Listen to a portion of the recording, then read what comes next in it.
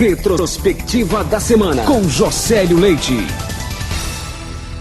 E o ministro da Educação, Camilo Santana, informou em sua participação na Câmara dos Deputados que 72% dos brasileiros confiam mais em um professor do que em um militar nas escolas. Vamos ouvir e ver aí o que falou em resposta o Camilo Santana, deputado bolsonarista, o delegado Paulo Bilinski, do PL. Roda.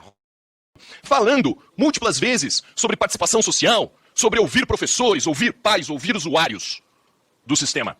Mas em nenhum momento aqui o senhor falou da decisão crucial desse governo de extinguir a diretoria de escolas cívico-militares. Senhor ministro, eu sou oriundo do Colégio Militar de Curitiba.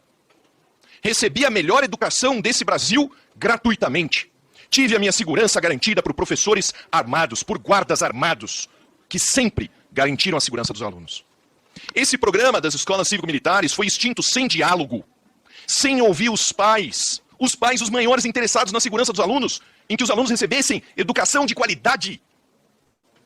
Foi extinto sem ouvir os professores, que eu tenho certeza absoluta que podem trazer para o senhor um depoimento uníssono sobre o que significa ser professor numa escola cívico-militar. Então eu lhe questiono, ministro, as escolas cívico-militares não são prioridade desse governo? O governo do presidente Lula fez uma transição de governo. Foram dezenas de profissionais da educação que participaram, aliás, com visões diferentes. Por exemplo, no ensino médio, tinha uns que defendiam a revogação, tinha uns que defendiam a continuidade, né? Houve uma pluralidade na participação. No relatório final que eu recebi quando assumi o ministério, havia recomendações nesse relatório. Uma delas era pela revogação do decreto que criava as escolas cívico-militares. Qual foi a minha decisão em relação a isso? Assumi o ministério, pedi para que minha equipe avaliasse, porque eu acho que toda decisão precisa ter a responsabilidade do ato. Eu faço parte de um país que é democrata, agora um governo que foi eleito com uma visão de política, de ideias do que nós defendemos em relação à educação pública, gratuita e de qualidade para o povo brasileiro. Precisa ser entendido isso. Esse programa de educação escola cívico-militar foi criado por decreto, não foi por lei. Não passou por esse Congresso. Foi uma decisão unilateral do Ministério da Educação à época.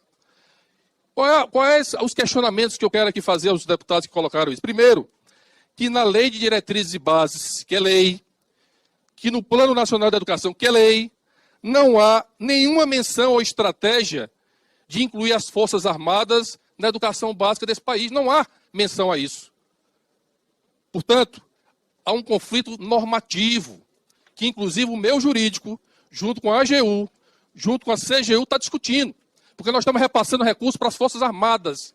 Recursos do Ministério da Educação estão indo para as Forças Armadas para pagar coordenadores, monitores das Forças Armadas em escolas brasileiras.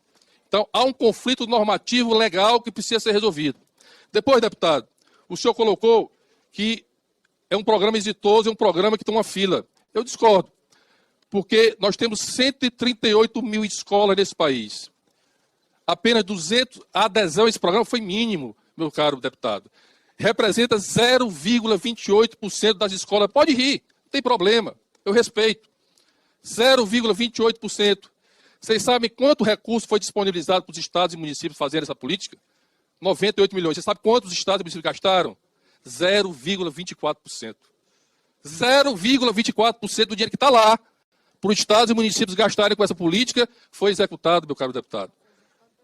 Só foi executado o recurso que nós passamos para o Ministério da Defesa, que inclusive há um conflito normativo legal que precisa ser resolvido.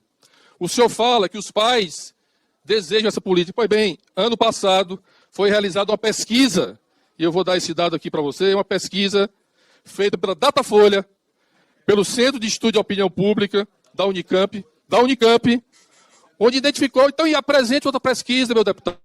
Não é problema nenhum. Eu estou dando dados de evidência. Não há evidências em relação a essa política. E eu quero dizer aqui, meus caros deputados, Tenente Coronel Zul, que eu agradeço aqui o livro, faço questão de visitar a experiência do Rio Grande do Sul, que foi uma experiência criada pelo Estado, porque os Estados têm autonomia. Os estados têm autonomia de criar suas escolas, né, cívico-militares se desejarem. Mas a pesquisa mostrou que 72% dos brasileiros confiam mais em professores do que em militares para trabalhar em uma escola. Isso é dado de pesquisa. São dados científicos. São evidências que eu estou colocando aqui. E quero dizer aos deputados que me antecederam aqui, que das 100 melhores escolas, porque é preciso ter evidências que comprovem que essa metodologia, deputado, é a melhor.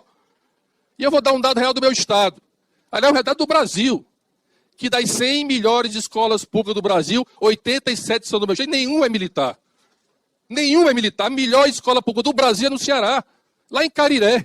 E não é militar, meu caro. Então, é preciso ter evidências. A evidência que nós temos é a evidência que eu acabei de apresentar. É uma política que a gente alfabetiza as crianças na idade certa. É uma política que a gente possa construir escola de tempo integral. Então, é nessas evidências que nós estamos. Agora, o que é que vai acontecer com essas 200? Eu não revoguei. O programa continua. Só não será nem prioridade, nem estratégia do Ministério da Educação, nesse governo, de criar novas escolas através do MEC.